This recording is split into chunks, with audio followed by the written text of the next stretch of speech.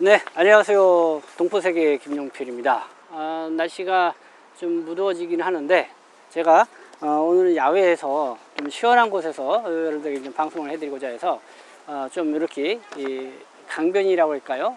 그러니까 여기를 나왔습니다. 여기 안양천, 네, 흐르고 있는 안양유수 공원지에 나와서 여러분들에게 인사를 드립니다. 제가 한 중국 동포분으로부터 이 글을 받은 게 있어서 그 글을 좀 소개를 해드리고자 합니다. 네, 광복 80주년을 맞이해서 네, 이렇게 한 중국 동포분께서 저한테 글을 보내주셨습니다. 이분은 현재 중국 상해에서 거주하고 계시다고 하는데 상해에서도 저의 유튜브 방송을 이렇게 애청하고 계신 것 같습니다. 그래서 정말 저한테 이 중국 동포들을 이렇게 대변자로서 또 이런 역할을 하는데 심심으로 감사하다 뭐 이런 인사말과 함께 이 한 중국 동포가 이 고국에 올리는 글이라는 것을 저한테 보내주셨습니다. 그래서 이 글을 보고 함께 좀 이야기를 좀 나눠보면 좋겠다 해서 여러분들에게 한번 그 글을 소개도 하고요. 함께 좀 광복 80주를 맞이해서 우리 이 중국 동포들은 어떻게 생각하고 있는지 이분 글을 통해서 한번 좀 이야기를 나눠보는 그런 시간이 됐으면 좋겠다는 생각이 듭니다.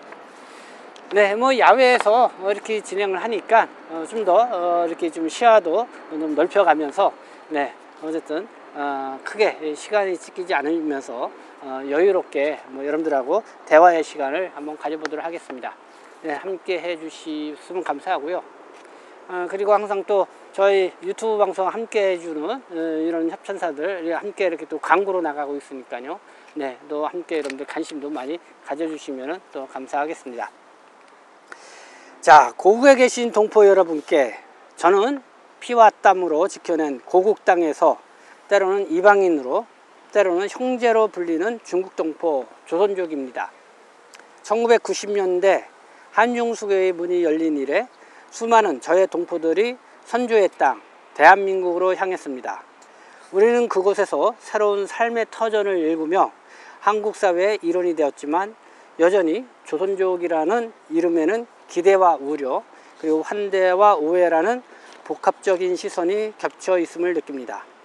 오늘 저는 이 낯설고도 익숙한 땅에서 우리가 함께 걸어가야 할 길에 대해 그리고 우리가 함께 기억해야 할 역사에 대해 감히 말씀드리고자 이 글을 올립니다. 네, 이렇게 인사문을 띄웠습니다.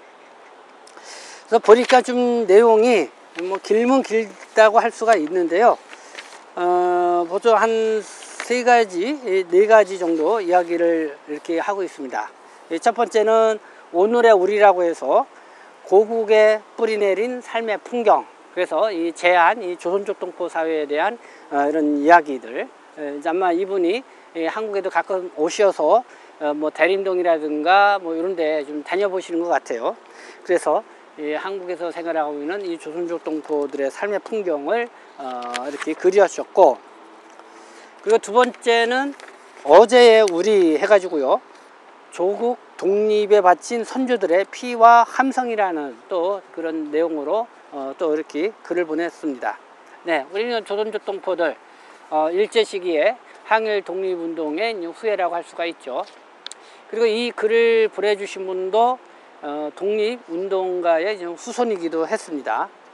그러니까 나름대로 더 좀 정신이 좀 살아 계시다 이렇게 느낌을 좀 받게 되는데, 어쨌든 어제의 우리, 그러니까 일제 시기서부터 항일 독립운동을 했던 그 선조들을 갖고 있는 이 조선족 동포 사회, 그를 다시 한번 광복 80주년을 맞이해서 깨우쳐주는 그런 글이 아닌가 이런 생각이 듭니다.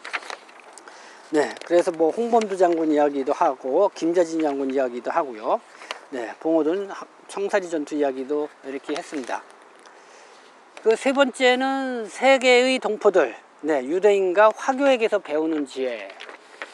네, 우리는 조선족 동포들이 어떻게 나가야 되느냐. 어떻게 보면 우리가 이제 디아스포라라고 하는데, 근데 그 롤 모델이라고 할 수 있는 게 유대인. 미국은 참 유대인의 파워가 세죠. 그리고 화교, 네, 화교.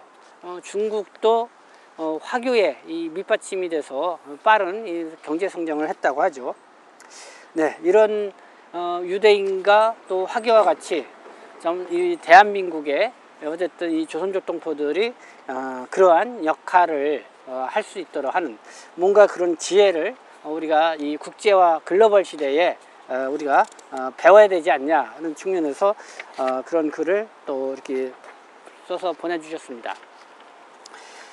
그리고 네 번째는요, 이 고국에 올리는 재원이라고 해서 이 상생과 이 통합을 위한 길, 이거를 방안을 제시를 했습니다.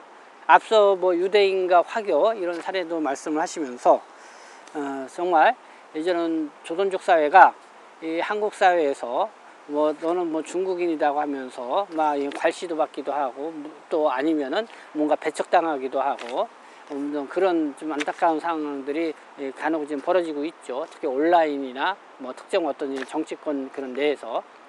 그래서 이제는 이런 거를 우리가 이제는 뛰어넘고 정말 상생하고 또 통합을 위한 그런 길을 가야 되지 않냐라는 그런 메시지를 이렇게 주고 있는 것 같습니다.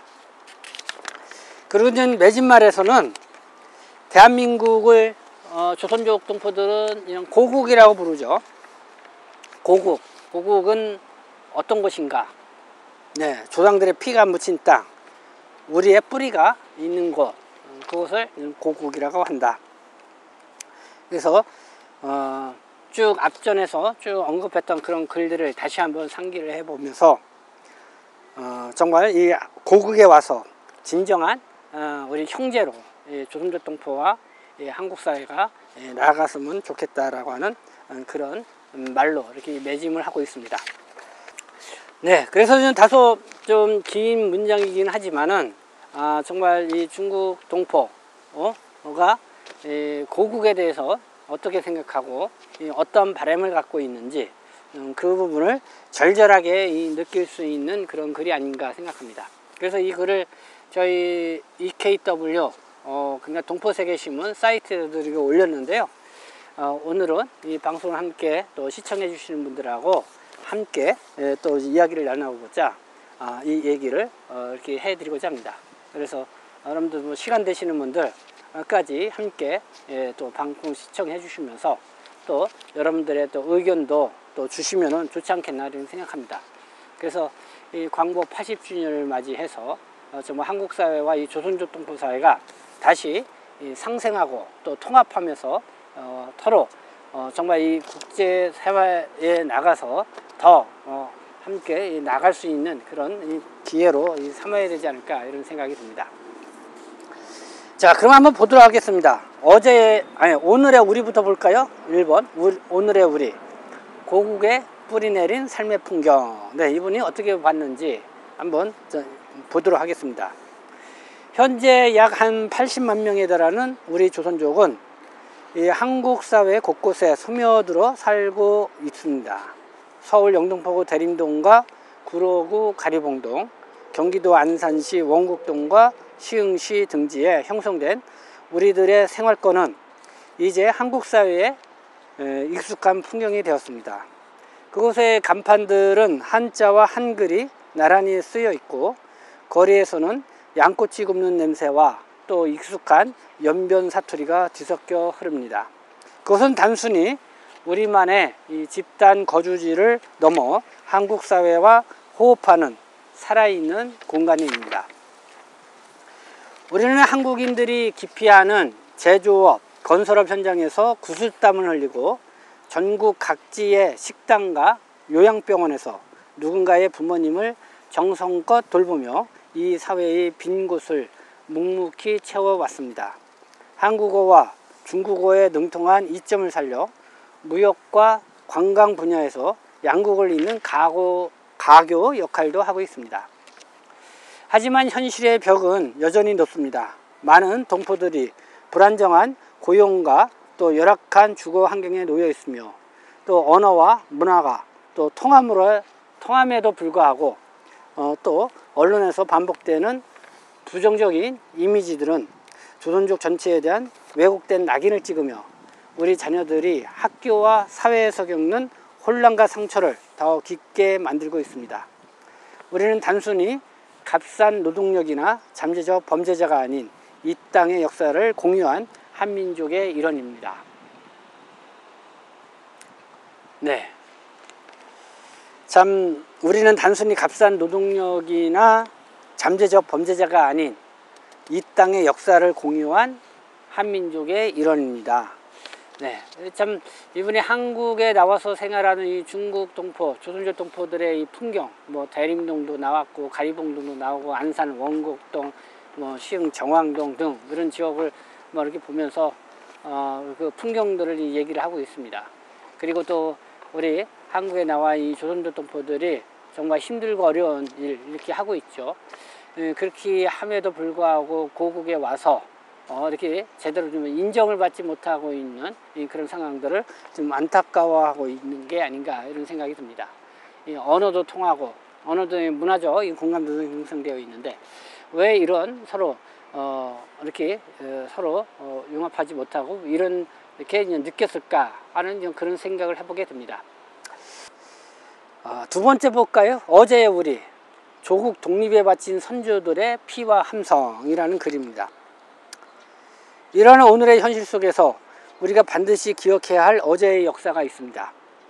우리 조선족의 선조들은 일제히 탄압을 피해 삶의 터전을 옮긴 유랑민이 아니었습니다. 그들은 빼앗긴 나라를 되찾기 위해 만주 벌판을 독립운동의 거점으로 삼았던 불굴의 투사였습니다. 그들은 척박한 땅에 용정 또 명동천 같은 한인 집단촌을 건설을 했습니다. 이 마을들은 독립운동가를 숨겨주고 군자금을 모으는 네트워크의 심장이었습니다. 무엇보다 선조들은 교육을 통해 민족의 혼을 지키고자 했습니다. 1906년 이상설 선생이 세운 서전서숙과 그리고 그 뜻을 이어 1908년 세워진 명동학교는 항일 인재 양성의 산실이었습니다. 시인 윤동주와 독립운동가 송몽규가 바로 이 명동학교의 마당에서 민족의 어를 배우며 자라났습니다. 땀 흘려 지은 쌀과 옥수수는 독립군의 군량이 되었고 아녀자들은 밤새 옷을 기워 독립군 군복을 만들었습니다. 이처럼 조선족 사회 전체가 이 독립군의 든든한 보급기지이자 병력의 원천이었습니다. 3.1운동의 함성이 만주 땅에 울려 퍼진 후 수많은 조선족 청년들이 홍범도 장군의 대한독립군과 김좌진 장군의 북러군정서에 투신을 했습니다. 봉오동 전투와 청산리대첩의 신화는 바로 우리 선조들의 피와 희생 위에서 쓰여졌습니다. 김좌진 홍범도 장군이 이끈 독립군의 주력 부대는 만주 땅에서 나고 자란 조선족 청년들이었습니다. 그들은 누구보다 만주의 지형에 밝았고 죽음을 두려워하지 않고 조국의 독립을 위해 기꺼이 총을 들었습니다. 일제는 이 위대한 승리에 대한 보복으로 간도참변이라는 끔찍한 학살을 자행을 했습니다. 수많은 조선족 마을이 불타고 갓난아이부터 노인까지 무참히 살해당했습니다. 이는 우리 선조들이 독립운동의 배후 세력이었음을 일제가 인정한 가장 고통스러운 증거입니다. 강복 후에도 우리의 시련은 끝나지 않았습니다. 중국의 국공대전과 문화대혁명이라는 거대한 역사의 소용돌이 속에서도 우리 선조들은 한민족의 정체성을 꿋꿋이 지켜왔습니다. 이처럼 우리 조선족의 역사는 한민족의 독립운동사에 결코 분리될 수 없는 자랑스럽고도 숭고한 기록입니다. 네, 뭐 여러분들은 어떻게 생각하십니까? 이 일제시대에 항일독립운동했던 제가 이 중국 동포의 이해를 위해서 특별방송으로 항일운동에 펼쳤던 이 조선동포들의 우리 역사인가요? 이거를 좀 방송을 했는데, 네, 뭐 그 방송을 해드렸던 그런 내용들이 새록새록 또 떠오르기도 합니다. 한국에 나와 있는 우리 중국 동포들도 이러한 생각을 좀 가졌으면 좋겠다. 이런 역사를 좀 기억하고 또 이런 숭고한 마음으로 또 이렇게 역사를 알아야겠죠. 그리고 그러면서 또 어떻게 보면 한국 사람들보다 이 역사에 대해서 더 많이 관심 갖고 공부를 해야 된다고 생각합니다. 자, 우리 만주 지역, 이 연변 지역에서 우리 당시에 우리 선조들이 이런 활동을 했었다는 것을 자랑스럽게 이야기할 수 있을 정도로 이렇게 역사 공부를 해야 되지 않겠나 이런 생각이 듭니다. 다음 세 번째 보겠습니다. 세 번째 내용. 세계의 동포들, 유대인과 화교에서 배우는 지혜라는 그런 소제목의 글입니다. 고국을 떠나 세계 각지에 흩어져 사는 민족이 우리뿐만은 아닙니다. 2000년간 나라 없이 떠돌면서도 노벨상 수상자의 20% 이상을 배출한 유대인을 보십시오. 그들은 토라와 탈무드라는 정신적 이 자산을 공유하고 있고 또 홀로코스트라는 비극적 역사를 함께 기억하며 강력한 유대감을 형성합니다. 전 세계에 퍼져 있는 유대인 공동체는 유대감을 형성합니다. 전 세계에 퍼져 있는 유대인 공동체는 유대인 기구, 주이시 에이전시와 같은 조직을 통해 이스라엘로 돌아오는 동포, 이스라엘로 들어오는 기환 동포를 유대인들은 알리아라고 합니다. 알리아. 네, 그렇게 알리아라고 썼고요. 그 정착을 전폭적으로 지원을 하고 있고, 차세대에게는 태그리트 프로그램을 통해서 민족의 뿌리를 체험하게 합니다. 그들에게 동포는 국적을 초월한 형제이자 자산입니다. 또 관시라고 하는 끈끈한 네트워크로 세계 상권을 장악한 화교 또한 마찬가지입니다. 전 세계 어느 도시에나 있는 차이나타운은 그들만의 경제적, 문화적 유세입니다. 그들은 혈연과 지연을 바탕으로 한 종친회와 상공회의소를 통해 서로를 이끌어주고 있습니다. 또 세계 화상대회와 같은 행사를 통해 글로벌 네트워크를 공고히 합니다. 본국인 중국은 이러한 해외 동포들을 버려진 자식이 아닌 중화민족의 일원으로 또 세계로 확장하는 천병으로 여기며 적극적으로 연대를 하고 있습니다. 네, 유대인과 화교, 그러니까 유대인, 이스라엘은 어떻게 하고 있는지, 화교에 대해서 중국은 어떻게 하고 있는지, 네, 뭐 정말 대한민국 정부가 어떻게 보면은 본받아야 할 그런 내용이 아닌가 생각합니다. 그러면서 우리 뿔뿔이 흩어진 이 조선족 동포들 오히려 이 고국에 와서 더 뭐랄까요, 이 정체성의 혼돈을 느끼는 그런 상황들이 일어나지 않도록 정말 이 한국에 온 조선족 동포들, 지금 아이들도 많이 오죠.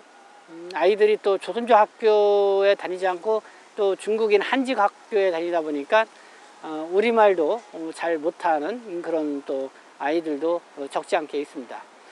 그래서 이런 아이들에 대한 관심을 해서 한국 문화 체험이라든가 뭐 한국어 교육이라든가 어떤 이 뿌리 찾기 위한 그런 프로그램, 이런 것들이 좀 필요하지 않나라는 그런 생각을 가져보게 됩니다.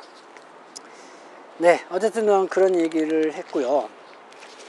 자, 마지막에 한번 그 고국에 올리는 제언을 한번 들어보도록 하겠습니다. 이 상생과 통합을 위한 길. 네, 유대인과 화교의 사례는 우리에게 분명한 길을 보여줍니다. 동포를 어떻게 껴안고 그들의 역사와 역량을 어떻게 민족의 자산으로 만드느냐에 따라서 공동체의 미래가 달라집니다. 이에 저는 고국 동포 여러분께 다음 세 가지를 간절히 제안합니다. 네, 세 가지를 제안을 한다고 하였습니다. 첫째입니다. 기억의 유산을 함께 지켜주십시오. 기억의 유산을 함께 지켜주십시오. 우리 선조들의 항일 독립운동사를 초등학교 교과서부터 비중 있게 다루어 주십시오. 봉오동 천산리 전투의 영웅들이 바로 우리 조선족의 할아버지, 할머니였음을 우리 아이들이 부끄러움 없이 배울 수 있게 해 주십시오.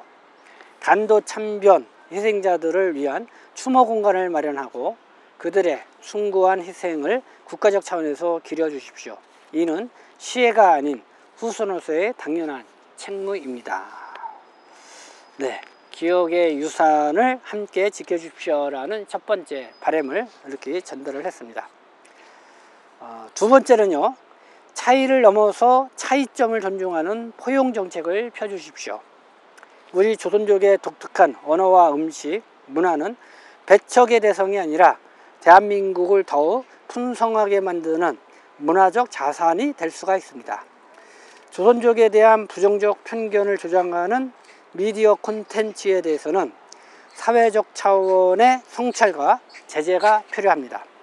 또한 안전적인 체류와 또 취업, 의료, 교육을 보장하는 실질적인 제도를 마련하여 우리 동포들이 한국 사회에 기여하는 온전한 구성원으로 살아갈 수 있도록 도와주십시오.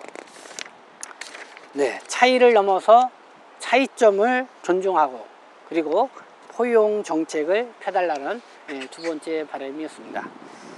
네, 조선족에 대한 이 부정적 이 편견을 조장하는 미디어 콘텐츠에 대해서 네, 사회적 차원의 성찰과 제재가 필요하다 이런 얘기도 했고요. 그리고 안정적으로 체류하며 또 취업도 하고 의료, 교육 보장하는 실질적인 제도를 마련해서 우리 동포들이 한국 사회에 더 정말 그러니까 이 고국에 대한 애착을 갖고 기여할 수 있는 또 사회 구성원으로서 그 역할을 하는데 또 더 신명을 갖고 일을 할 수 있는 그런 환경을 만들어 달라고 하는 그런 울림이 아닌가 생각합니다. 세 번째 바람 한번 보겠습니다. 한민족 네트워크를 함께 만들어 갑시다. 네, 한민족 네트워크, 조선족 커뮤니티와 한국 사회가 함께하는 문화축제, 역사탐방, 경제협력 포럼 등을 활성화하여 서로를 이해하고 신뢰하는 교류의 장을 넓혀야 합니다. 특히 이 조선족의 강점인 중국어 능력과 중국 현지 네트워크는 대한민국이 중국과 교류하는 데 있어 그 무엇과도 바꿀 수 없는 귀중한 자산입니다. 우리를 문제가 아닌 기회로 바라보는 인식의 전환이 절실합니다. 네, 한민족 네트워크를 이루자. 그리고 정말 이 조선족 커뮤니티가 갖고 있는 어쨌든 중국어를 또 잘하고 또 어쨌든 그 강점도 갖고 있죠. 그리고 중국 현지의 또 네트워크도 갖고 있죠. 어떻게 보면 거대한 시장이죠, 이 중국 시장이. 그래서 지금까지 한국이 빠른 경제 성장을 또 이루었던데도 그런 네트워크와 또 조선족 동포들의 기여가 충분히 있었다고 생각합니다. 근데 지금 점점 아쉽게도 뭐 일부 또 이 정치권에서는 이 조선족 동포들을 동포로 보지 않고 이 중국인으로 보면서 상당히 좀 배척을 하는 그런 분위기까지 일으켜서 참 걱정이 됩니다. 네, 어쨌든 그런 거를 좀 뛰어넘기 위해서는 우리가 문화축제, 역사탐방, 경제협력 포럼, 이 조선족 동포와 이 한국인 간의 긴밀한 대화 뭐 이런 것들을 끊임없이 하는 것이 필요하겠죠. 보니까 이제 중국에서 이 조선족 동포와 또 한국인들이 함께 뭔가 대화의 자리를 만든다는 게 사실 지금 쉽지가 않더라고요.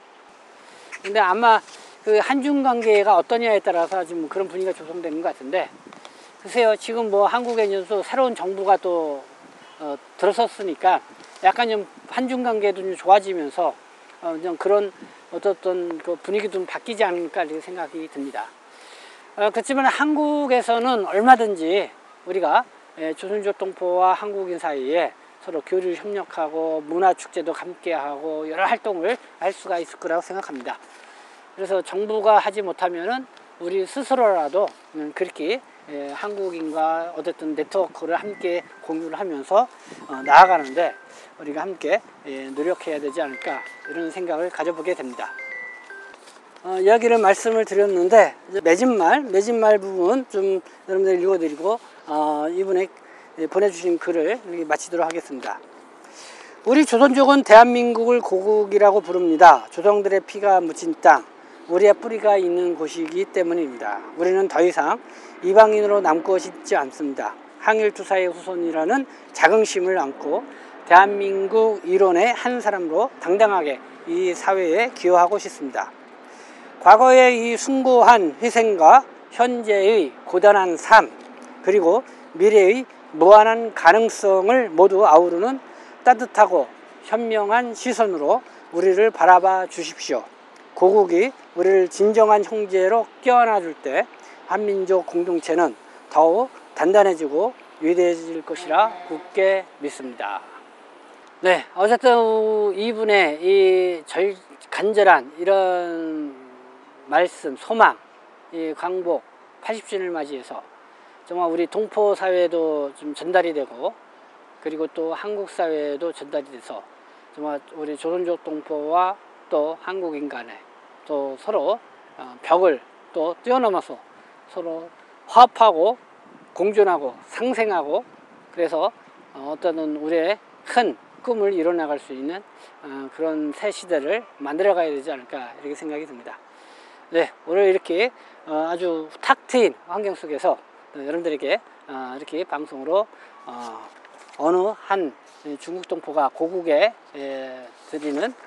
올리는 이 글을 소개를 해드렸습니다. 네, 지금까지 시청해 주셔서 감사합니다. 저는 동포 세계시민 대표 편집장 김용필이었습니다.